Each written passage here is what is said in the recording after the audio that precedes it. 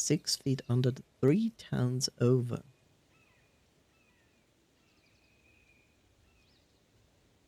So they did this already twice? The kids spent the rest of the afternoon combing through dusty piles of old county records, desperately searching for anything that could help them make sense of Mr. Tolliver's cryptic utterance. Luca tried to shake the thought of Gran's basement, but his focus wavered. Explosives, messages hidden in jam, dossiers on various town figures, and a corkboard threaded with photos. Gran was the only family he had left. He still couldn't bring himself to believe the worst. But the old map with the symbol of explosives in town square made that difficult. As the sun began to set, the kids were no closer to the truth.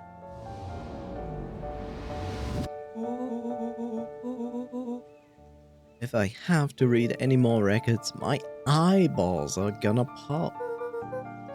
We have to keep digging.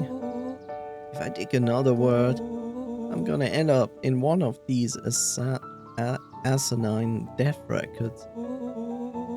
Rollo Cutter lived a full and wonderful life, till he read so much boring crud that his brain oozed out on his ears. Rollo shut his book with an assertive nod. If you got a better idea, spit it out. You sound like my sister. Keep pushing your luck, pal. And it won't be boring county records that kill you. I'll put you in the obituaries myself. Rollo muttered under his breath. You're a county record. Really? That's the best you've got? When I'm done with you, you'll be the footnote in history. Just like... Beck slammed her finger down on the open page before glancing down to read. Jade Hartford here. I would love to see you try. Hey. We're all a little tired here. Let's just take a minute and... Something tickled the back of Luca's mind. Wait, what was that name back? In the orbit? J. Hartford. From the Brookville Tribune 8 years ago. It can't be right. What is it? J. Hartford. That's my grand's name. Juniper Hartford. Maybe there are 2 J. Hartfords? Mrs. Hartford is survived by her young daughter E. Hartford. My mom's name is Eleanor. Okay, this is getting kinda creepy. If your gran is 6 feet under 3 towns over, then who am I living with? The question hung in the air.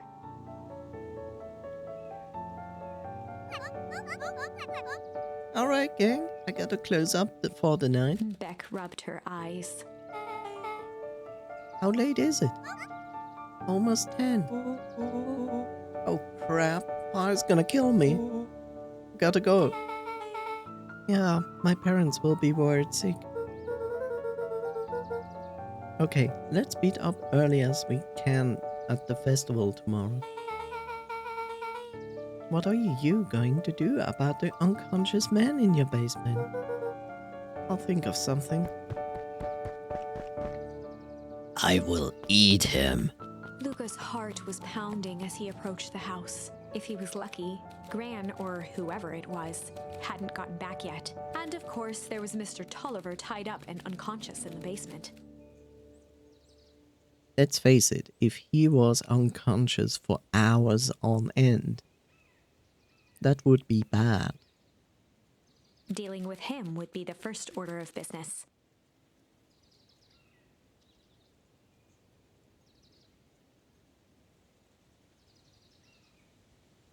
Luca shook out his arms to calm his nerves before entering.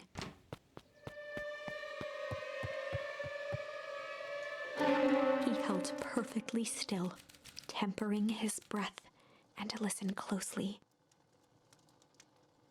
she was asleep. His only hope was that she hadn't found Mr. Tolliver before dozing off. Don't worry, kid. He's dead. No, actually. Okay.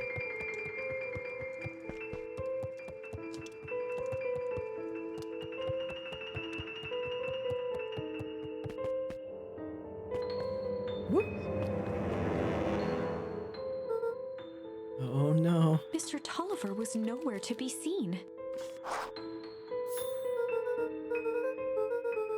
Maybe he woke up, escaped from the bindings, and left without a trace. Or maybe Gran knew everything. What do I do?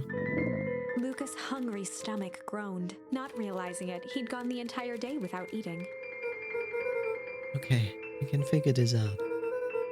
Just need a little brain food. Luca rushed over to the pile of jam jars, unscrewed one, and shoveled a handful into his mouth. That's not really helping. I'm afraid your jam delivery will be delayed. He flipped the lid to read the label. Mr. Noncrete.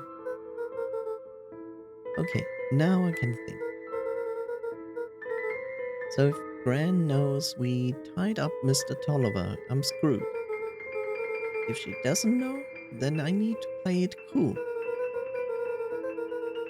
I guess the only option is to go to bed and act as if nothing is wrong. Gran will think Mr. Tolliver finished what he was sent to do and left when he was done.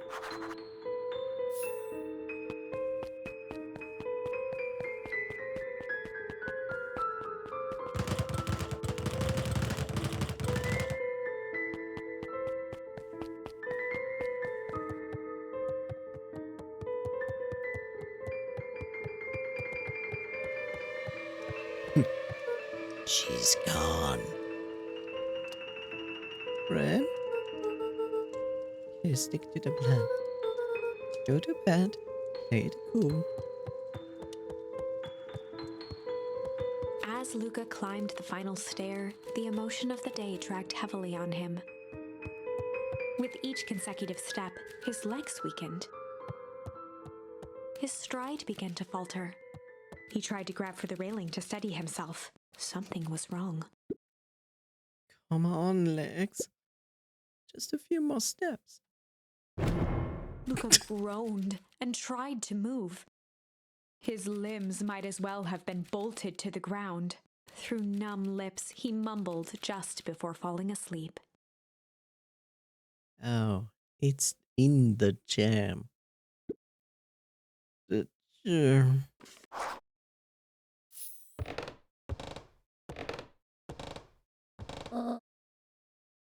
Sweet boy. What did you get yourself into?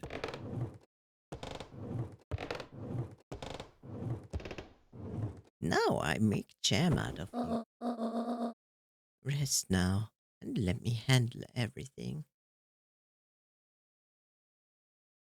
I don't think she's doing anything bad. Chapter 9. A speech to end all speeches. Luca awoke to find himself face down in bed. He moaned into his pillow. Why would Gran drug him? Or rather, why was she trying to drug Mr. Nuncrete? Shaking the questions from his woozy head, Luca snapped back to the matter at hand. The festival.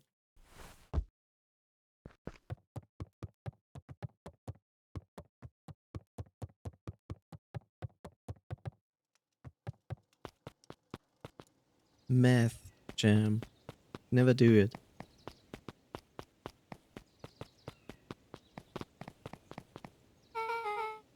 Where have you been?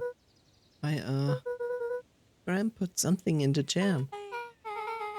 Yeah, we know. Secret messages for secret conspirators. Not this one. The one intended for Mr. Nuncrete. Put me to sleep. Whoa. Sly devil. I think she's trying to remove him from the equation. He might be in danger. Have you found anything? We looked around but haven't seen anything odd. Your Gran is nowhere to be found. But Mr. Nuncrete is just loafing around and waiting for the speech. What speech? Mayor Gus just got up to the podium. Everyone is gathering at the stage. Let's get moving.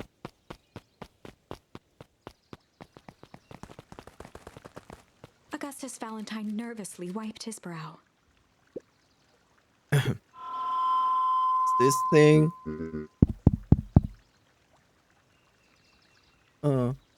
Hello, Beacon Pines. I'm Augustus Valentine, your mayor, and I suppose you already know that. Yes. Before we get started, I just wanted to take a moment to recognize someone who couldn't be here today. This town wouldn't be where it is today without my father, Sharper Valentine.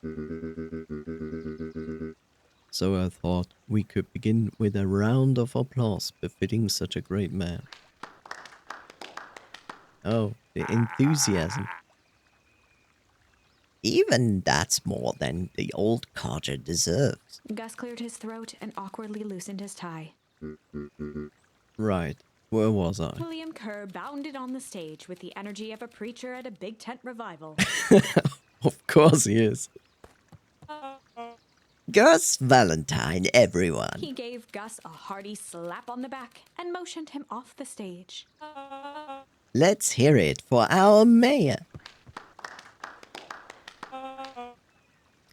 What a great turnout. Ah, heck, I didn't prepare anything. But I suppose I could say a few words.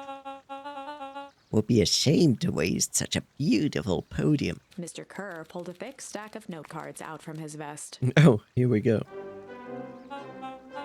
Community, conviction, commitment. These are the things we celebrate at Perennial Harvest. For us, these are the pillars of the bridge to a better tomorrow. But I think it's time to add a new pillar. Change. Change is a powerful thing. It's inexorable, unavoidable, and undeniable. And I am dadgum thankful for it. Change is the reason we are all together today. It's hard for me to believe that it was only 4 years ago when fate brought me here. A simple business trip which brought me to a small town which would change my life forever. Mr. Kerr took a moment to survey the crowd. You know what? He wiped away a single tear. Perfect. From the second I set foot in Beacon Pines, something about this place has held me captive. You see, change represents opportunity. It represents potential. It was change that helped me recognize the potential of this place. To see that the people of this town, despite suffering great loss, still held on to the things that made them special. He thumped the podium to emphasize each word. Community, conviction, commitment. Change. Mr. Kerr nodded confidently, biting his lip. The crowd was silent, in rapt attention. Fate made a perfect match that day. Nothing is more important to you all than community. And the perennial harvest is community first and foremost. Mr. Kerr methodically made eye contact with each section of the crowd. He's well trained. The only way you made it through the foul harvest was an unshakable conviction. A conviction that a better tomorrow was just over the horizon. Perennial harvest was founded on that conviction that we are that horizon. Oh my god, my speech is failing. This is terrible. This festival is a symbol of our commitment to each other. His voice began to build to a crescendo. Oh, great. We now walk hand in hand into a future we will shape together. And that is what change is all about. Grabbing the future by the scruff of the neck and making things happen. Change is a choice. I am tickled pink that we will be all making that choice together. How great is that? Just imagine what we can accomplish. And then did they all die? Again. What was The that? crowd began to look around nervously. Don't worry. A little thunder isn't going to ruin this day. Everyone, remain calm. Mr. Kerr quickly flicked through his note cards. Where was I? Through all of my travels, I have learned one true thing. One always reaps what they sow. We have all planted a lot of good in this town. And so it is with a happy heart that I can proclaim He raised his hands up to the heavens. our harvest awake.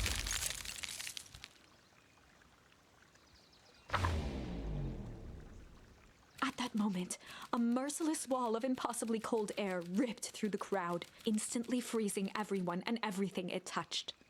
For a man like William Kerr, this was a fitting way for things to end.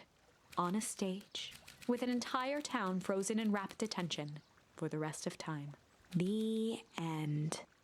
Again. There's that ice again! Whenever I think we're getting close, it comes along and ruins everything! Maybe we should just quit? Maybe you should just close the book, walk away, and never think of me again. No, I don't mean that. We got a little closer this time. We just need to try again. Please.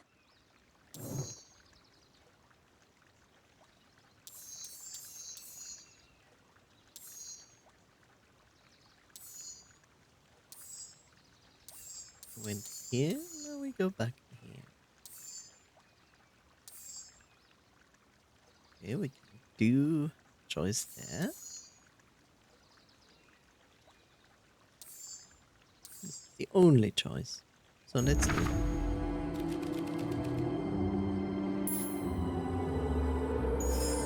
Luca had no choice but to refuse Iggy's request. He tightened his grip and reached for the walkie-talkie in his pocket.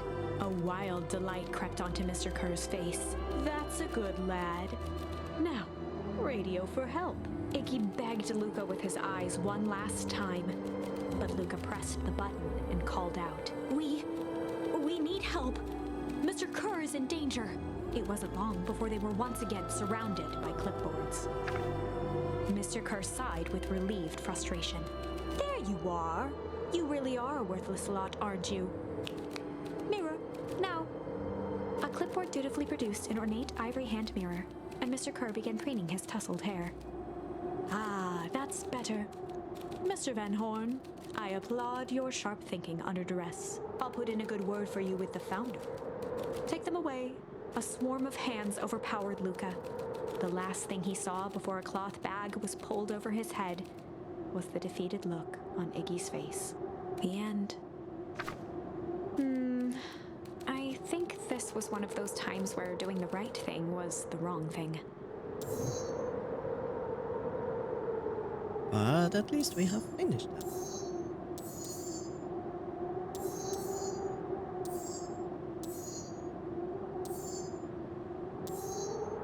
Only one. Oh, there are Jesus.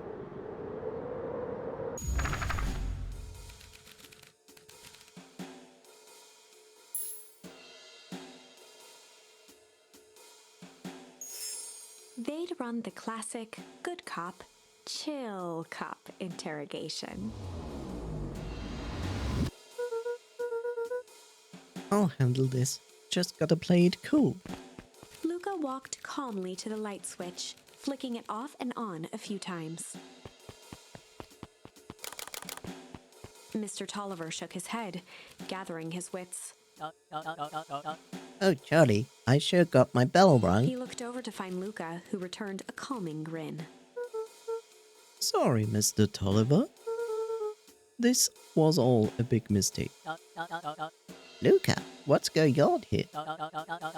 Why do you have me strapped down? No one's fault, really. Rollo just got a little startled. Rollo's here? Rollo and Beck emerged from hiding to give a timid wave. Well, alright. Mistakes happen. You kids gave old Harem a good scare. Let's just get me out of these ropes and call it even. Luca glanced over to Rollo and Beck, who replied with skeptical looks. Mr. Tolliver, why are you in my grand's basement? I'm here to help, of course. Help with what? What's my gran up to? You'll just cut me loose. I can show you. How do I know we can trust you? Mr. Tolliver exhaled with disappointment. Luca, have I ever done wrong by you? No. And since your gran moved to town, haven't I been nothing but welcoming? Yeah. So why would I turn my back on your family now? It's just, all this stuff seems pretty weird. A board with names of people from town, an archive of my dad's old disturbing patient notes, Luca gestured to the corner. barrels of explosives. I can explain everything. You just need to untie me. You kids deserve an explanation. Luca looked again to Rollo and Beck. This time they shrugged. Luca began to slowly loosen the bindings. Mr. Tolliver gently rubbed his wrists. That's a good lad. This all makes sense in time. He edged imperceptibly toward the stairs as he spoke. You see, this town has secrets, Luca. A very dark past indeed. Before the kids had even noticed his movement, Mr. Tolliver was at the light switch. Past that must be brought He to... punctuated his final words by flicking the switch and rushing up the stairs. like... Son of a... Beck darted to the wall and turned back on the lights. It was too late. Rollo confirmed what they all heard. He just locked us down here. Mr. Tolliver's muffled voice came from behind the door. I wasn't wrong, you know. This is for your own good. You kids just keep that tight down there and let the adults handle this. They looked bewildered at each other. Play it cool, huh? But not now, Beck. They heard the staccato thump of quick steps exiting the house. The kids looked down in resignation. This isn't how it goes in Hank Atomic. For some reason, they'd always assumed it was up to them to save their town. Luca opened his mouth, hoping to conjure some magical words to make this right. Only a hollow croak escaped. The end. Well, we certainly aren't going to find a grand resolution to our tale locked in a basement. Back to the drawing board. Indeed.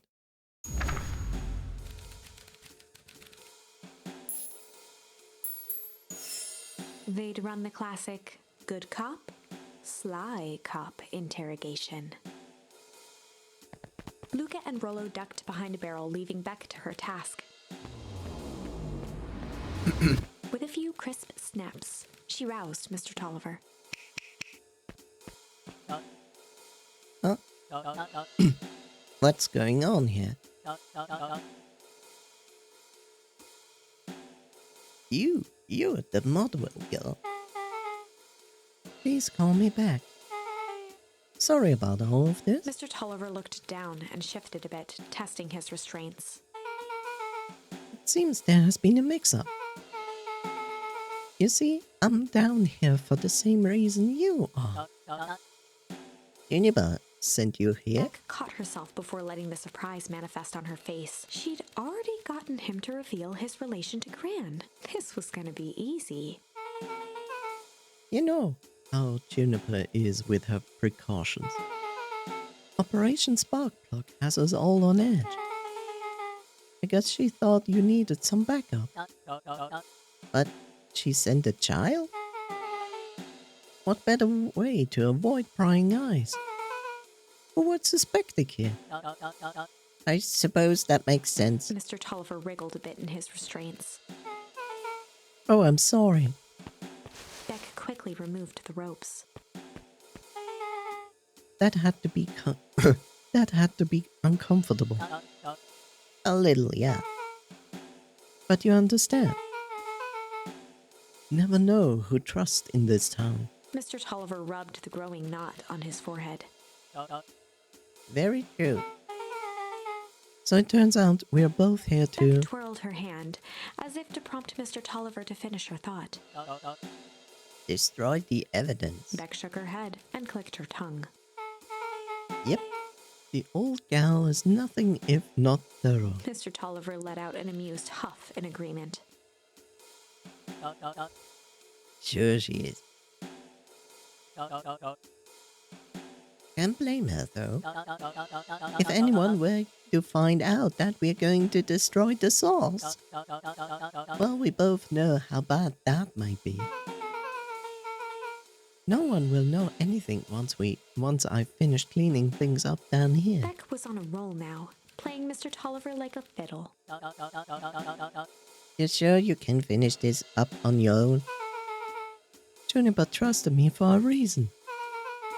You can leave the rest to me. Good. There's one more loose end I'll work on. Loose ends? Oh, it's nothing really. The other day I had the radio on scan while restocking the candy shelf. And wouldn't you know it, I intercepted an odd phrase in the perennial harvest transmission. Underground secret. That's ominous. I think it might be a password, but Juniper dismissed it. Said it wasn't mission critical. What's the password for? We don't know. So now, so we have a password and know where to put it. It's gotta mean something, right? Good thinking. You should probably go work that out. I've got this under control. That's a relief. Between you and me, this basement gives me the willies. Heading for the stairs, Mr. Tolliver hesitated and turned to Beck with a puzzled look. She grinned and gave him a peppy wave. With a shrug, he continued up the stairs, whistling a jaunty tune. You guys catch that? Sure did. This whole time Mr. Tolliver's had candy shelf. But all he ever sells us is apples. Beck blinked slowly in disappointment. The password, Rolo. Well, sure, but once things are back to normal, I'll be having a word with Mr. Tolliver about that candy shelf. Fine. In the meantime, I've got an idea. She turned to the table and began tearing small scraps of paper. He said he heard a password on the radio. Any good spy transmission is never what it seems. Beck marked each scrap of paper and leaned back. We just need to find the hidden meaning. Okay. What's another word for underground? Buried, covered. Could it be a cover-up? Maybe it's one of those each letter is a number thingies. So U would be 21, N would be 14, D would be... Oh, it's an anagram. Nuncreed's drugstore. Luca and Beck looked at Rollo with amazement. That E is amazing.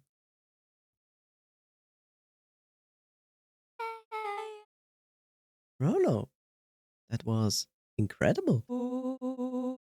Well, it's either that or Kren's nude rug store.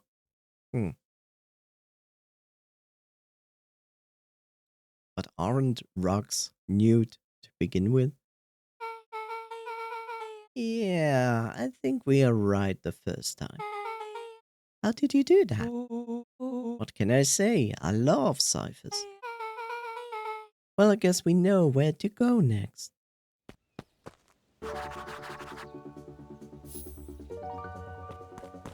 It's that catchy music tune again.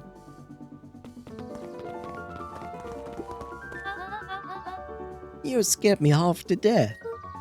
Sorry. You kids haven't seen Mr. Tolliver around, have you? No? He's got me waiting around like the last slice of pie. I swear, a man would be late to his own funeral. Hee hee.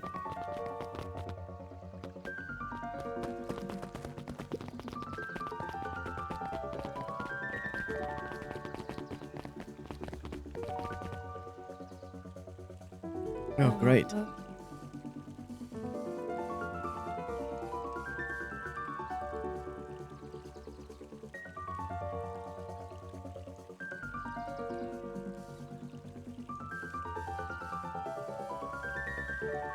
The most wonderful voices to voice. You're late, Augustus. Sorry, sister. Was caught up with work. Work? You? I had a few more details to lock down for the festival. Oh? What do you have to report? What is this Insipid Town Festival really about? I think Gus looked around nervously. Mr. Kerr really does just want to do something good for the town. He's actually a pretty nice guy. You should spend some time with him. I didn't pull strings installing you as mayor so that you could make friends. Your job is to help me figure out what Kerr and Perennial Harvest's true intention are with this town. We have a responsibility, and it's all about me. This is our father's town. Was. Excuse me? This was our father's town. He's gone, Eris. He isn't coming back. Father left us with nothing but problems. Mr. Kerr came here and offered to help us. We accepted that help. We didn't agree to them turning Father's warehouse into a toxic dumping ground. That is just a temporary arrangement. The glow can be seen from our damn backyard. Now dumping their nasty little secrets on us. When this all inevitably goes wrong, who do you think will be blamed? It's not me. Eris's cry hung in the air. I have to make a choice. We have a new choice to make now, sister. This town is going to change, whether we like it or not. Are we going to choose to be a part of that future, or be forgotten in the past? It's a shame. Father named you Augustus, but you will always just be a Gus. Good night, Eris. I'll see you at breakfast tomorrow.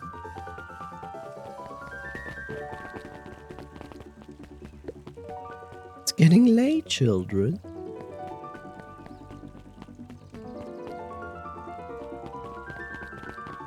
Spoil me? Knowledge, he spat with a sneer.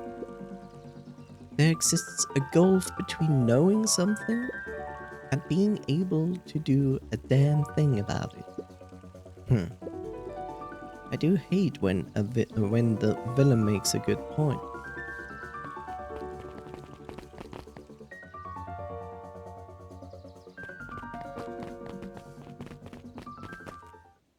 Does this make a difference? Oh, please let me out.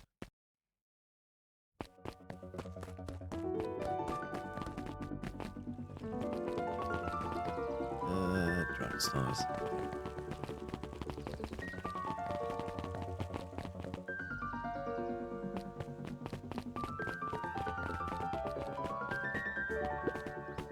Solomon stood proudly at the entrance to the drugstore, holding a brown bag overflowing with black licorice.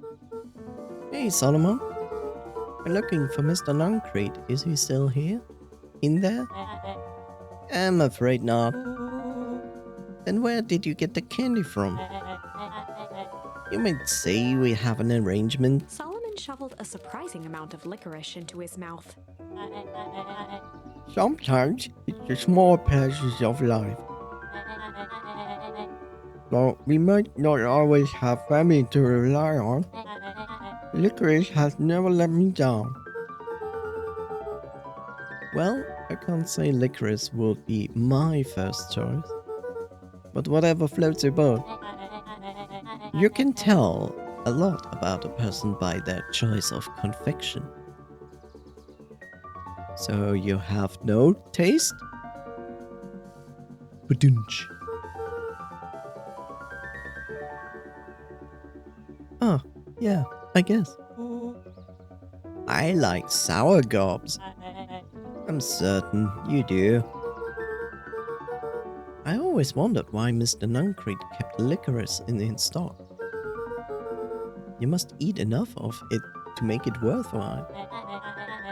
There are many ways to earn loyalty. For some, it's as easy as cold hard cash.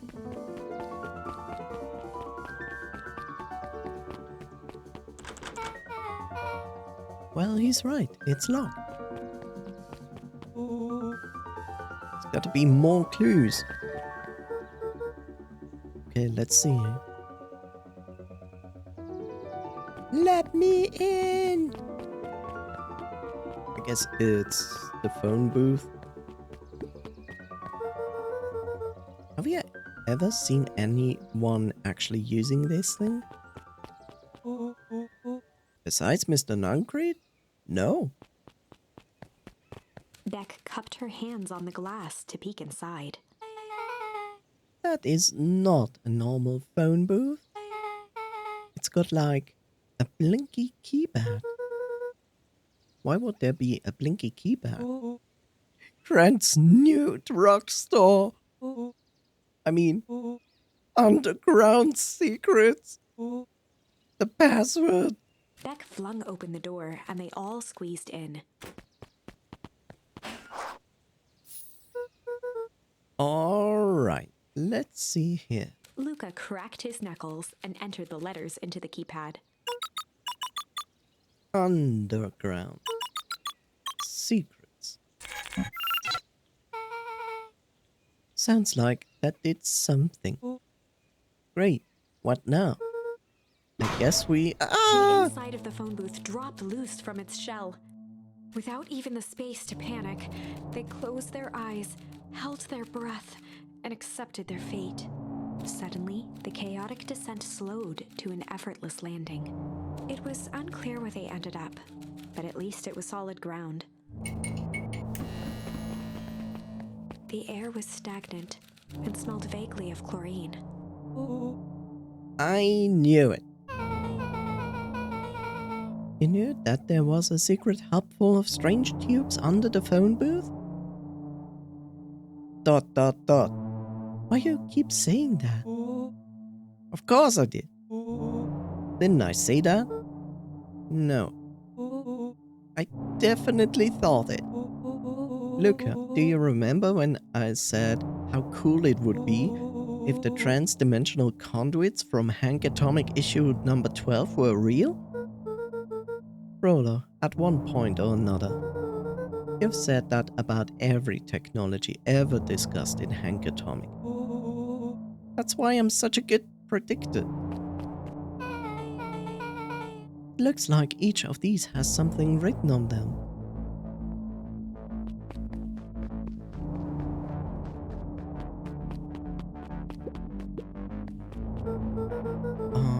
His suit has a broken mask.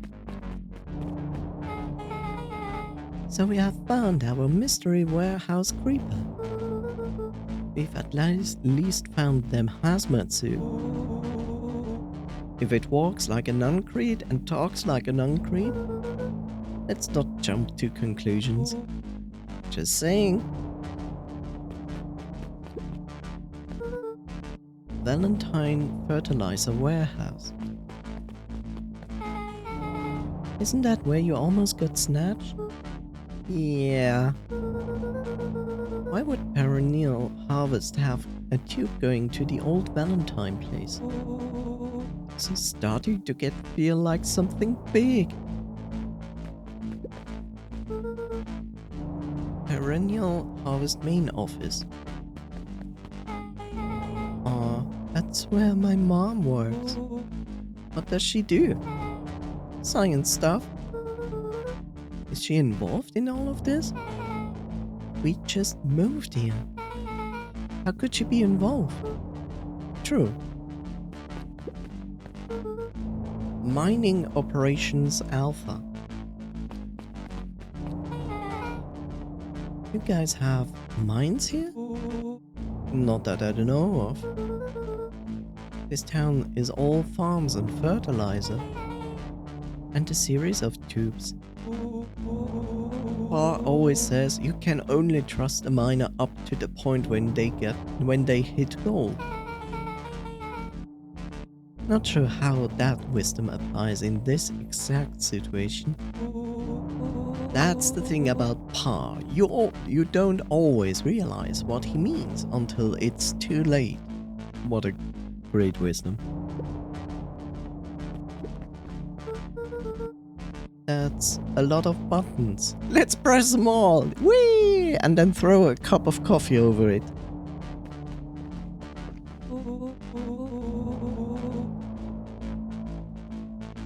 Stand aside, Earthlings. I read enough Hank Atomic to know what my way around sci-fi tech. Rollo's hands hovered over the field of blinking buttons. Eeny, meeny, miny. Rolo, what did you do? Nothing. I didn't even mow yet. What was that? Hide. Where?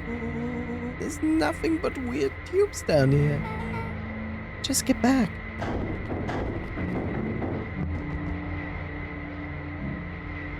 Shit. That's a word I have in my bag. Would you like to use it again? Shit. Like I said, I had it in my bag and now I used it. Shit. I did too. God damn it. Awesome.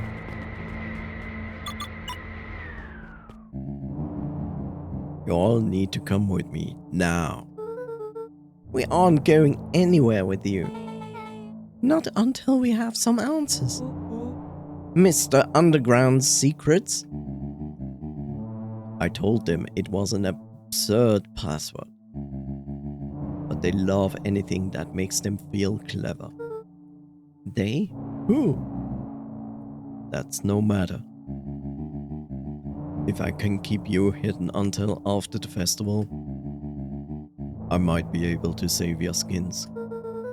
We don't care about our skins. We have fur. Hold on. I like my skin and my fur. This all stops now, Nuncreed. Joseph waited for a moment in silence. You sound just like him. Who? Walt. You don't get to talk about my dad. You know, your father and I were friends back before He gestured toward the strange tubes. all of this. That's a lie. It's true. I used to bounce you on my knee. What happened? Same thing as that always happens. Reality, complications, life. We were a team, Walt and I. An idealistic doctor and a bright-eyed pharmacist. Both hell-bent on helping folks.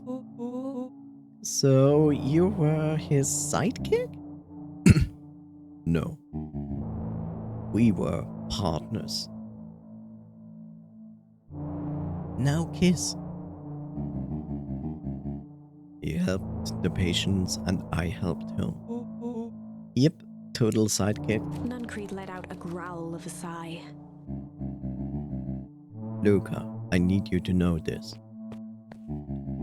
I need someone to know this. One day, Sharper Valentine comes to us. Says he's got an opportunity. He found something he didn't quite understand. And he was willing to pay us both handsomely to help him understand it. And my dad said no. Your father and I both believed in helping people. But the thing I could never get him to understand was, it's a lot easier to help others if you help yourself now and then. Classic sidekick into villain plotline. Walt loved being righteous almost more than he loved his family.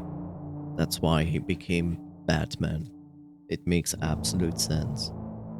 I watched the movies, I read the comic books, and he became Batman. He was wrong about one thing though. When he begged me not to take Valentine's offer, he said, Joseph, if a person says yes one time to Sharper Valentine, I'll make sure they keep on saying yes to him until the day he's dead and gone. He shook his head wistfully. Sharp is long gone, but he's still got me saying yes. Is there a point to this sub-story? Not really, no. Just an old man trying to delay what needs doing. Nuncreed took a menacing step towards the children. I tried to keep you safe. I tried to keep you and Juniper out of this. But you forced my hand. Luca began to laugh. What? You really don't know. My gran isn't out of this. She's been scheming right under your nose. Juniper? She seems like she's planning on crashing the town's party. She's going to disrupt the festival? Why would she? The color drained from Nuncreed's face. How does she know? Apparently she knows a lot of things. What? Let's just say this isn't the only underground lair we've busted into today. And honestly, hers is way cooler.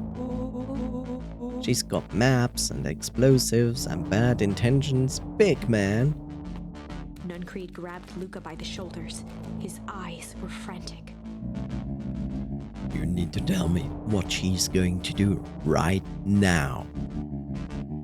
She doesn't understand what it is she's messing with. Tell me now. She's in danger, boy. I don't know. She had a map with a mark on the fountain in town square. Fountain? But why would... A jolt of realization struck Mr. Nuncreed. She knows about the source.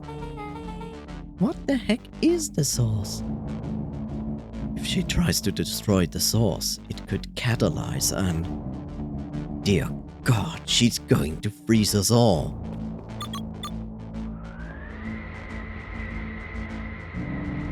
You all need to run. Run where? Away. As far from this town as you can get. Head west and don't look back. Whoop. That did not go how I expected.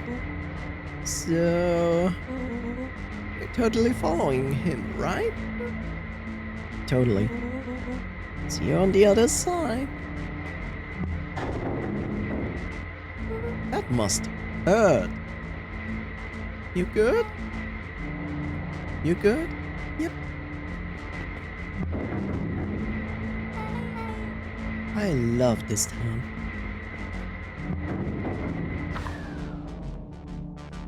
Chapter 8. The Cold, Hard Truth. Beck leapt up, allowing the suction to yank her into the dark. Dimness eclipsed around her like the shutter of a camera as she seemed to cover great distance in mere moments. Her only points of reference were glints of upcoming turns, which approached with frightening speed, only to carry her gracefully along. She heard the tinny, distant echoes of Rollo's glee. Once she stopped fighting against it, the ride was impossibly smooth. Then, all of a sudden, as if minutes had passed in an instant, light blazed into view. A burst of wintry air snuffed across her face, and she was flung out into the cold.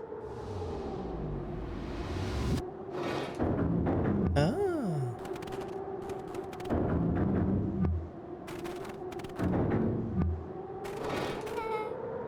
That was intense? Yeah. I think I might have parted with some fluids in there. That's disgusting. Any idea where we are? Somewhere cold. Doesn't look like it got on any of us. It didn't feel like we traveled that far. So where did it all go? This place sucks. Why would anyone even want to blow something up out here? Only way to find out, I suppose. We've got to catch up to Nuncrete. I think he went this way. Yet I go up.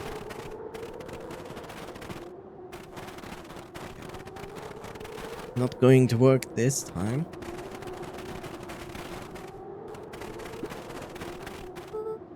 This looks familiar, yeah.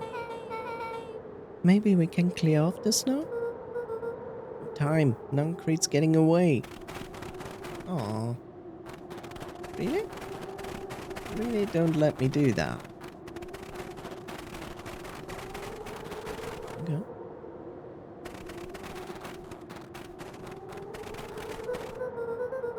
Okay, this is starting to feel really familiar. I may not be the most well-versed on all things Beacon Pines, but this does look like some sort of frozen replica of town. I got it. It's so obvious now. Mr. Nuncrete is an alien. Frodo, stick with me here.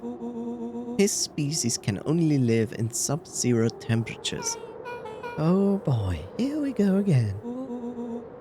The source is their base camp dimension, so naturally they keep it cold. We found it by traveling through those metallic wormholes back there. The final objective, kill us all and shapeshift into a Beacon Pines citizens of their choosing.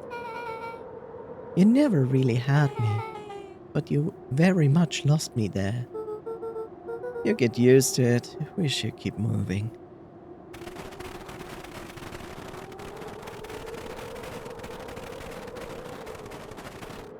As they rounded the corner to the frozen town square, they spotted Mr. Nuncrete inching cautiously toward a pit at its center.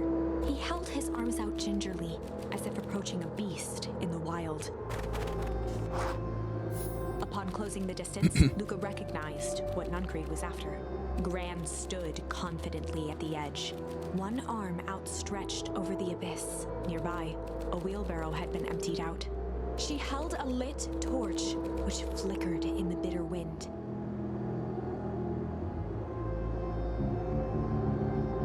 Juniper, I don't know what you're doing, what you think you're doing.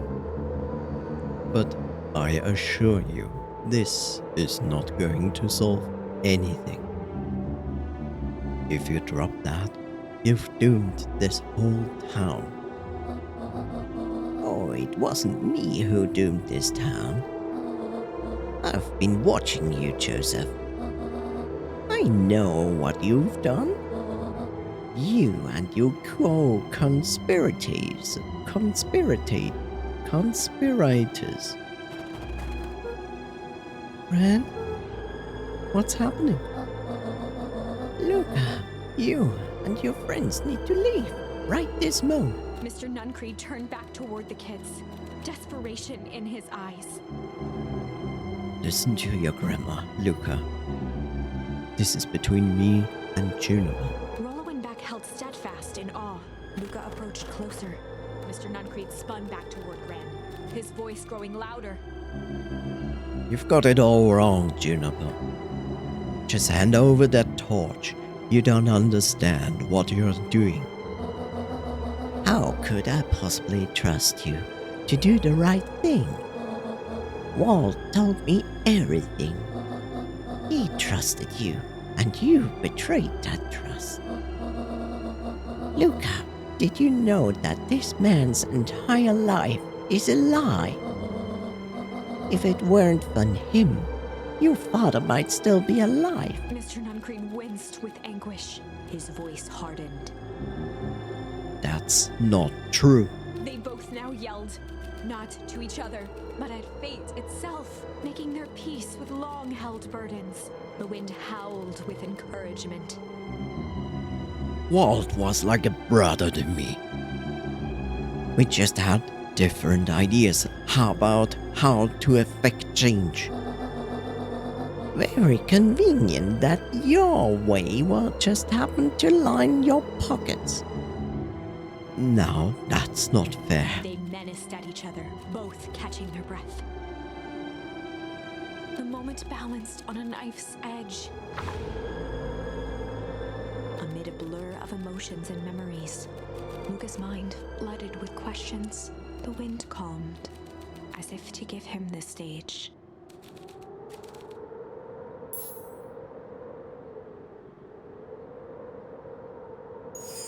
And in the stillness, he began to weep. It was all just too much. Falling to his knees, Luca whimpered softly. The tears crystallized as they hit the snow. Gran stared at Luca for a moment with warm sympathy, remembering why this was all necessary. This will all make sense soon, Luca. Everything can go back to normal. I promise. She stiffened up and brandished the torch at Mr. Nuncreed. You can't hide behind those people any longer, Joseph. Once their precious source is destroyed, we'll see where their loyalties fall. Juniper, don't. Ignoring his final plea, Gran flung the torch into the deep darkness. She smiled and exhaled in relief. Mr. Nuncreed moaned in resignation. The torch echoed as it ricocheted down the hole, punctuated with a thunderous thud.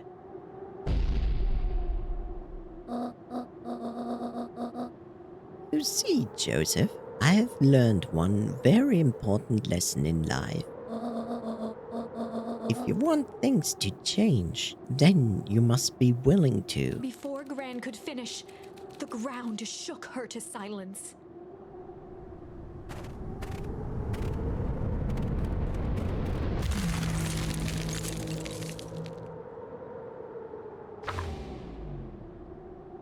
Gran only had time to spin around and run to Luca.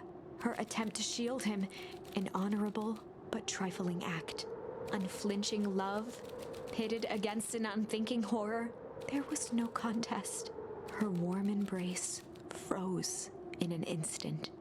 That is where they remain, fixed in place, forever. And so, our story ends on this melancholy scene. In a town brought low by its secrets, sits the frozen statues of a misguided band of meddlers. The end. Well, that was dire. On the bright side, we finally figured out where all the ice is coming from. Now, we just need to find a way to deal with a mystic, unfathomable force of nature.